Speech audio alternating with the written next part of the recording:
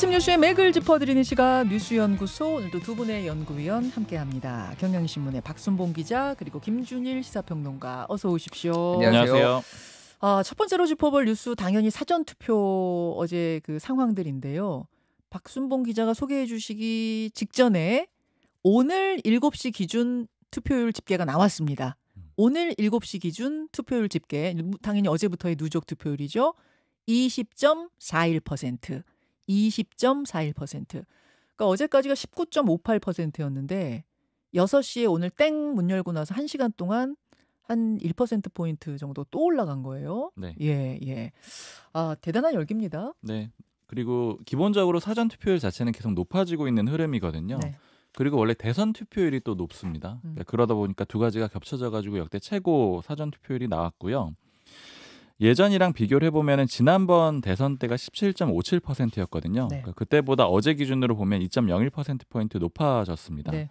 그러니까 왜 그러느냐, 그 정치권 사람들하고 좀 얘기를 해보니까 분석하는 게 크게 세 가지인데요. 네. 그러니까 방금 말씀드린 대로 사전투표 되게 편하잖아요. 그래서 사전투표율 자체가 일단 해본 사람들은 다시 하는, 그리고 또 추가되고 이러면서 좀 오르는 측면이 있고요. 네.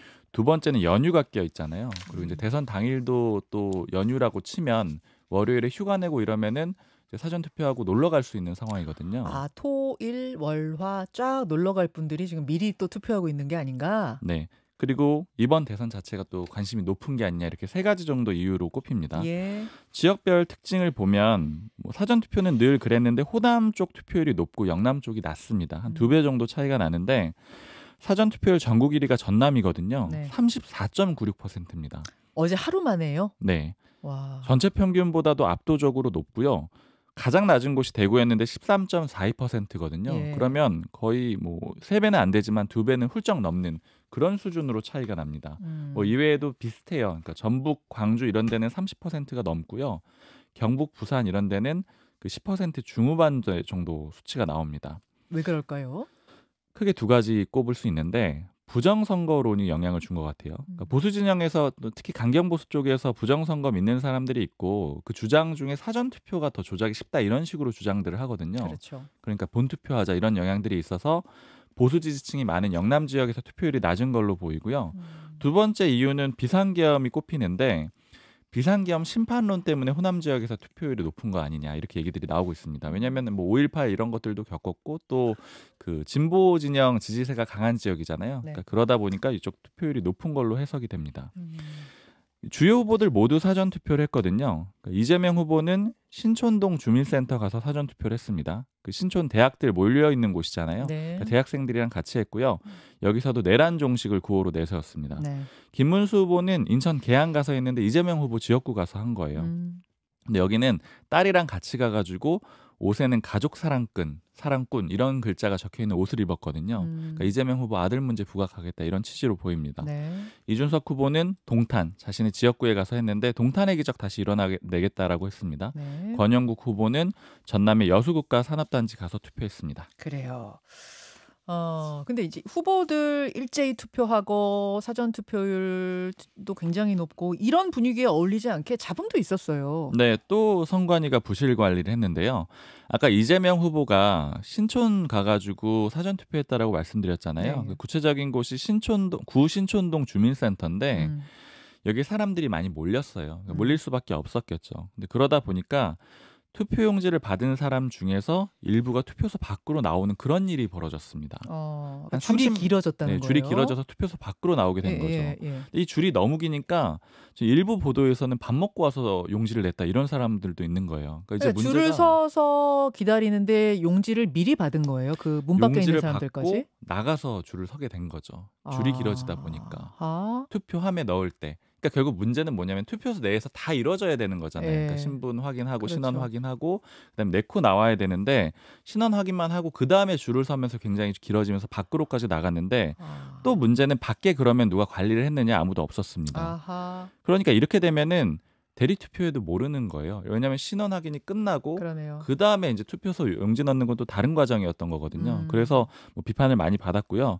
결과적으로 선관위가 확인을 해보니까 문제는 없었다라 그래요. 그러니까 투표용지 낸 거랑 돌려받은 봉투의 숫자가 같았다라고는 하는데 어쨌든 큰 잘못을 했기 때문에 사과문이 나왔습니다. 뭐 사무총장 명의로 나왔는데 책임 통감하면서 재발 방지하겠다 이런 입장이었습니다. 이거는 진짜 어처구니 없는 사고네요. 네, 예측을 좀 했었어야 됐을 것 같아요. 왜냐면 이재명 후보가 온다라는 거는 뭐 아주 사전에는 아니더라도 알 수 있는 내용이었거든요. 네. 그런데도 뭐 부실 관리가 있었습니다. 그 선거 이 장소 밖으로 줄이 나가게 되면 당연히 나가서 누군가는 통제를 했었어야 되는데 네. 아니면 잠깐 이 투표용지 인쇄해서 주는 걸 멈추든지. 천천히 했었어도 대응이 가능했죠. 그렇죠. 인쇄를 막 해서 주고 사람들은 밀려 있는데 줄이 바깥으로 튀어나가는데도 아무도 관리하지 않았다. 이거는 참 어떻게 이런 일이 있나 싶네요. 사과가 네. 나왔습니다. 네. 선관위. 그래요. 이런 상황 속에서 어제도 대선판의 가장 큰 이슈는 이준석 후보의 발언이었습니다. 네, 그 발언에 대해서 어제 다시 한번 입장을 이준석 후보가 냈습니다. 긴급 기자회견을 했어요. 네. 요약하면은 뭐 일부 사과는 했지만 이제 기존 입장을 쭉 유지했다라고 보시면 될 것 같습니다. 내용 좀 전해드리면은 이제 이 표현을 정제하고 순화해도 한계가 있었다. 그러니까 그마저도 불편함을 느끼신 분들한테는 진심으로 사과드린다 이렇게 얘기를 하면서 이 표현이라 하면은 그러니까 이재명 후보 아들이 댓글을 단 거라고 지금 이준석 후보가 주장하고 있는 그 네, 댓글 내용. TV 토론에서 예. 했던 그 얘기입니다. 예. 그러면서 이 가치 중립적인 표현 질문이었고 제가 한 질문 어디에 혐오가 있었느냐 이건 이동호 씨 글의 일부다 이렇게 주장을 했습니다. 그리고 이게 갑자기 뜬금없이 그 얘기를 했잖아요. 그래서 왜 그랬느냐라는 지적들이 있었는데 그게 검증 과정이었다라는 거예요. 이준석 후보의 주장은요. 그러니까 일단 그렇게 물어보고 나서 이재명 후보가 얘기를 하면은 거기에 대해서 이제 아들 문제를 지적하면서 단계적으로 검증을 할 거였다라고 이렇게 주장을 했습니다. 예. 그러면서 오히려 역공을 펼쳤는데 그 이동호 씨가 그 500만 원 벌금 받은 거 이 얘기를 쭉 했는데 불법 도박했고 이런 글 썼다 이런 점을 지적을 하면서 이재명 후보가 이거 몰랐다라면 무관심이나 무능이다. 그런 사람이 나라를 맡을 자격은 없다. 이렇게 주장을 했습니다. 그리고 오히려 본인한테 혐오의 낙인을 찍는 집단 린치가 되고 있다라고 하면서 그 법적 대응도 예고를 했습니다. 자, 집단 린치에 굴복하지 않겠다라는 긴급 기자회견이 나오고 나서 민주당에서도 맞대응 브리핑이 나왔죠. 네, 일단 이준석 후보 주장을 반박을 했는데 그 조승래 수석 대변인이 브리핑을 했거든요. 그러니까 네거티브만 하는 이 후보가 개탄스럽다라고 하면서 하는 얘기가 허위 발언이라고 주장을 했어요. 그러니까 허위 발언이라는 게 이준석 후보가 가져온 그 발언이 이동호 씨가 한 발언이라고 볼 수가 없다라는 거예요. 일단 그 이재명 글 후보 자체도 아들 이동호 씨 말씀하시는 거죠. 네, 그러니까 예. 두 가지 측면이 있는데 일단 이동호 씨가 그 글을 썼다라고 하지 않았다라는 거예요. 늘 부인을 해왔고, 그러니까 그 글을 썼는지 명확하지가 않다 이렇게 표현을 했고, 두 번째로는 그 글이 똑같지도 않다라는 거예요. 그러니까 이준석 후보가 읽은 거잖아요. 인용을 했는데 예. 그 내용 자체도 실제 써져 있는 그 글과 다르다라는 거죠. 그러니까 구체적으로 뭐 그 표현을 전해드릴 수는 없지만 그 글을 보면은 남성인지 여성인지 어떤 뭐 구체적인 표현은 없거든요. 그런데 이준석 후보가 여성이라고 딱 찍어서 얘기를 한 거는 왜곡했다라는 거죠. 이 두 가지 문제를 지적을 했습니다.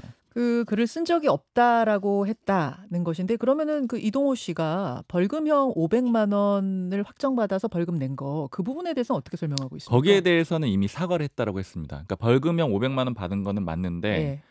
그런데 이 문제는 이미 이재명 후보가 2022년에 사과해서 끝난 문제라고 해명을 한 거죠. 그리고 그 벌금형을 받은 댓글 내용 중에 이준석 후보가 그날 소개한 것과 정확히 맞는 것은 없다 그런 주장인 거예요? 그거라기보다는 예. 이재명 후보의 아들은 그런 글을 쓴 적이 없다라고 해명을 했다라는 건데, 그러니까 이 얘기는 확실하지 않다라는 주장으로 봐야 될 것 같아요. 물론 이제 공소장에 그런 내용들이 좀 들어가는 있죠. 근데 이제 그거를 일부 반박한다라고 봐야 될 것 아무튼 같습니다. 이준석 후보가 그날 질문했던 그 내용은 허위 사실이다라는 게 민주당의 주장인 거란 말씀인 거죠. 맞습니다. 예. 본인은 부인하고 있고 표현을 그대로 가져온 것도 아니다. 이렇게 요약할 수 있을 것 거기에 같아요. 대해서 이준석 후보는 그 표현이 남성일 수도 있고 여성일 수도 있는 표현을 그 이동호 씨가 썼다라는 것이고 그것을 여성으로 해석해서 그럼 질문했다라는 얘기고 본인은 가정적으로 보고 질문을 일단 했다라는 거죠. 따라서 허위 사실 아니다. 이제 이런 내용인 거고 이렇게 완전히 맞부딪히고 있는 상황이네요. 맞습니다. 그러면서 어제 하루 종일 이슈는 더 커졌던 거고요. 민주당에서 제명까지 추진하고 있어요. 예. 김민석 최고위원이 국회의원 제명으로 완성이 될 거다 이런 식으로 하면서 그 이준석 후보에 대해서는 고학력 정치 사기꾼이다 이런 표현까지 썼습니다. 근데 이제 흐름을 보면은 국민의힘이 좀 참전을 하면서 이재명 후보를 협공하는 그런 그림이 나왔어요. 그러니까 대표적으로 권성동 원내대표 같은 경우에는 만약에 이준석 후보가 한 발언이 잘못됐다면은 실제로 그 발언을 한 사람은 이재명 후보의 아들 아니냐 이렇게 얘기를 하면서 가족비리 진상조사단을 구성을 했습니다. 그리고 국민의힘의 주요 인사들이 나와서 다 이재명 후보를 공격을 했거든요. 네. 결국 흐름을 보니까 좀 내부 얘기들을 들어보니까 이 당 주류 쪽의 판단, 그러니까 뭐 소위 말하는 뭐 친윤 내지는 당권파 쪽의 판단은 이게 이준석 후보한테 1차적으로 타격은 갈 것 같은데 그 다음 페이지는 이재명 후보한테 타격이 갈 거라고 본다라는 거예요. 왜냐하면은 기본적으로 이 내용까지는 많이 국민들이 몰랐던 내용들이고 네. 그다음에 더 확산이 되고 있기 때문에 이 모 관계자 이런 얘기 하더라고요. 결국 이준석의 노이즈 마케팅이 성공하지 않겠느냐 뭐 이렇게 얘기를 하면서 이런 판단을 하고 있기 때문에 좀 적극적으로 참전하는 그런 그림이 있고요. 다만 친한계 쪽 그 국민의힘 인사들 얘기를 들어보니까 이거는 선 넘은 발언이고 그 이준석 후보 득표율이 최종적으로 떨어질 것 같다 이렇게 예측을 하더라고요. 그러니까 결국 이거는 또 향후에 이 해석은 앞으로의 그 보수 진영의 그 정계 개편은 이준석 대 한동훈 이런 그림이 될 가능성이 좀 있잖아요. 그러니까 이런 걸 가지고도 좀 해석이 엇갈리는 걸로 보입니다. 자, 예. 지금 뭐 여론조사 블랙아웃 기간이다 보니까 이게 또 어느 쪽에 더 영향을 크게 미칠 것인가를 놓고도 해석이 분분한 건데 김준일 평론가 어제 진짜 선관위에서 어처구니 없게 저 관리 잘못한 거 이것도 참 큰 이슈였고요. 사전 투표율도 굉장히 높았고 여러 가지 이슈들이 그 가운데서 또 돌아가고 어디에 주목하십니까? 일단 뭐 선관위 얘기부터 하면은 가뜩이나 이제 부정선거 음모론 막 이렇게 퍼져 있고 이래서 본인들도 잘하겠다고 했잖아요. 그럼 잘해야죠. 이게 그러니까 선관위 직원은 아니었어요. 구청 직원이 나와가지고 이렇게 한 거니까. 근데 그럼 교육을 제대로 했어야죠. 그렇죠. 이게 그러니까 무슨 맛집 번호표 나눠 주듯이 이렇게 줄 서 있으면 쫙 준 건데 이제 어제 이게 도심하고요, 약간 주택가하고 확연히 달랐어요. 제가 제 지인들도 이제 시청 옆에서 사전 투표했는데 줄이 100m가 넘었대요. 아, 직장인들이 많이 몰려 있는 곳은 관외 투표라고 해도 줄이 길었군요. 100m가 넘어가지고 하는데 40분 걸렸다. 투표하는데. 근데 또 이제 주택가 같은 경우에는 관외 투표 같은 경우에는 금방 또 하고 뭐 이런 상황이었어요. 그러니까 이런 거를 예상을 해서 관리를 잘해야 되는데 더 이상 좀 실수가 없기를 바라고. 투표율은 이제 이거는 지금 추세적으로 계속 사전 투표율은 계속 높아지고 있어요. 그렇기 때문에 이거를 이제 유불리를 지금 하기에는 왜냐하면은 2022년에도 역대 최고 이제 최종적으로 36% 정도 찍었거든요. 사전 투표율 역대 최고였어요. 대선 기준으로 그렇고 투표율 자체가 대선이 높으니까 그거 사전 투표율만 비교를 해도 근데 그때는 윤석열 후보가 결국 당선이 됐잖아요. 그러니까 사실은 이게 이제 보수층 이게 2013년 보궐선거부터 그때 이제 시작이 됐어요. 그래가지고 이게 10년이 넘고 점점 많은 사람들이 체감을 하고 이게 편리하다라는 걸 알기 때문에 사실 이제는 사전 투표율이 단순히 높다라는 것만 가지고 누구의 유불리를 판단하기에는 쉽지는 않다. 다만 이제 이번 선거가 구도적으로 좀 이렇게 좀 싱거운 선거 아니냐 결과를 이렇게 보시는 분도 있지만은 뭐 비상계엄 내란에 대해서 심판해야 된다는 얘기가 분명히 있는 것 같아서 끝까지 지켜봐야 될 것 같고 저는 이제 직장인들 제 주변 사람들은 뭐 물어보니까 화요일 날은 기필고 놀겠다는 쉬겠다는 강한 의지가 있더라고요. 미리 투표하고 이번이 왜냐면은 전부 다 평일이에요 지금. 맞아요. 이게 이제 조기 대선이다 보니까 그런 상황이 돼버렸어요. 목, 금, 화 이렇게 되죠.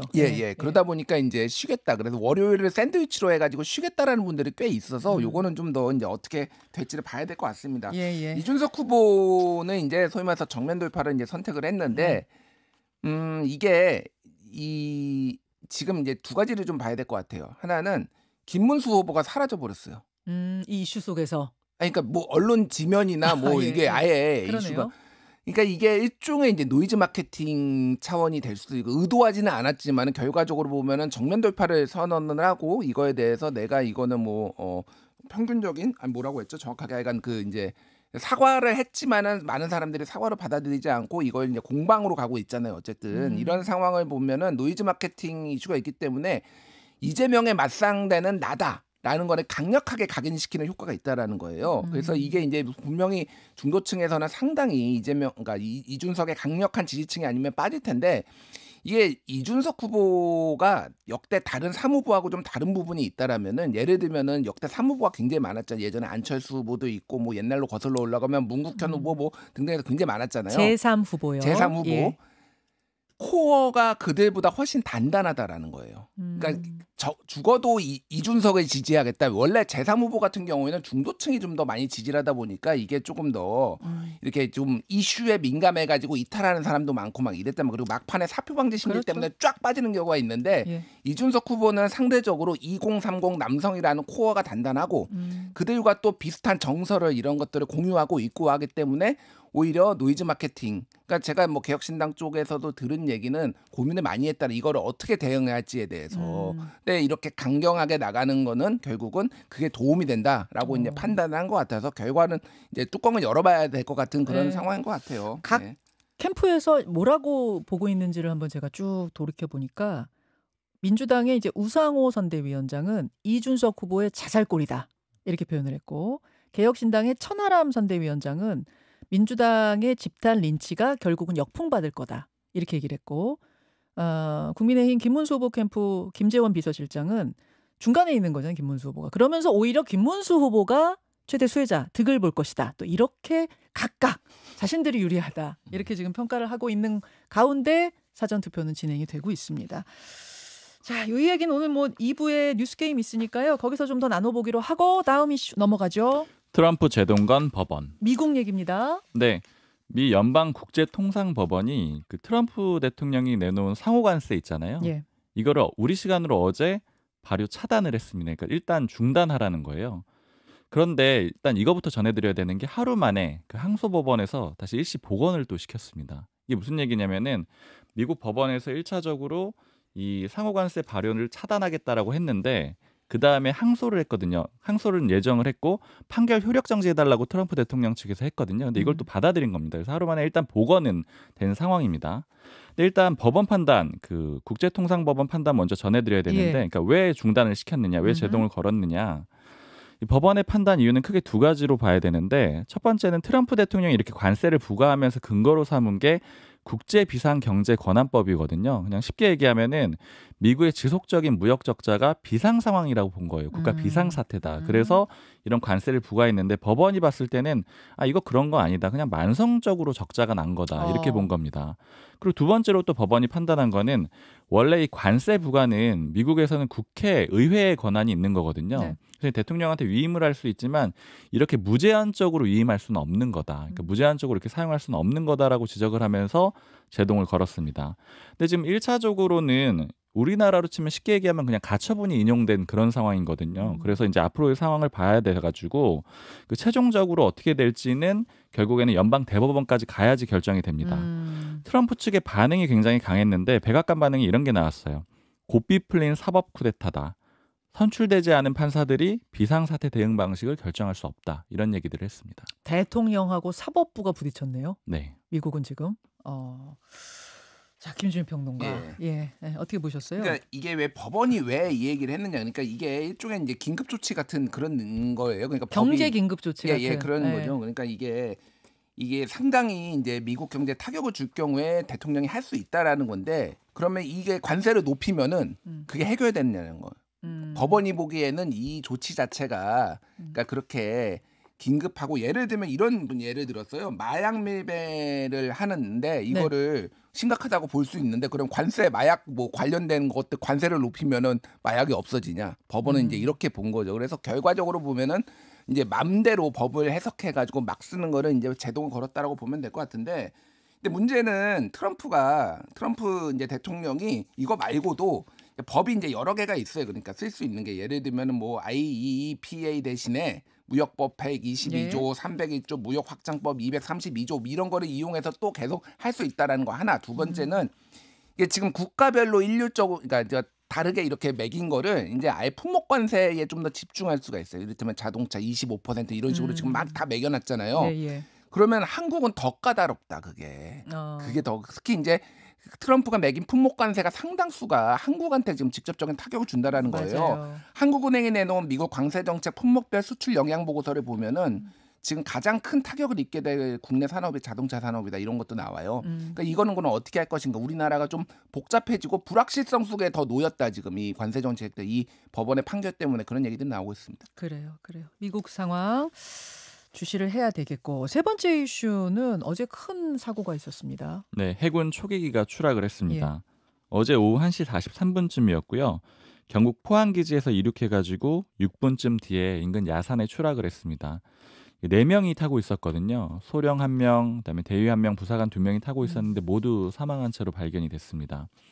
그나마 불행 중 다행인 거는 그 사고 현장 인근에 아파트도 있고 빌라도 있고 그 민가가 있었거든요. 근데 민간인 피해까지 이어지진 않았어요. 이 해군 초계기가 뭐냐면은 그 바다 다니면서 잠수함 잡아내는 그런 역할을 하는 비행기거든요. 근데 이제 쭉 그 동해 쪽 많이 다니고 이런 비행기였는데 그간에는 사고가 없었습니다. 이제 올해 30년 차가 되는데 추락 사고가 결국 발생을 했습니다. 참, 요즘 항공기 관련 사고가 많아요. 가슴이 네. 덜컹덜컹합니다. 어제 돌아가신 분들에게도 깊은 애도의 말씀 전하면서 두 분과 인사 나누죠. 고맙습니다. 감사합니다. 김현정의 뉴스쇼는 시청자 여러분의 참여를 기다립니다. 구독과 좋아요, 댓글 잊지 않으셨죠? 알림 설정을 해두시면 평일 아침 7시 10분 실시간 라이브도 참여하실 수 있습니다.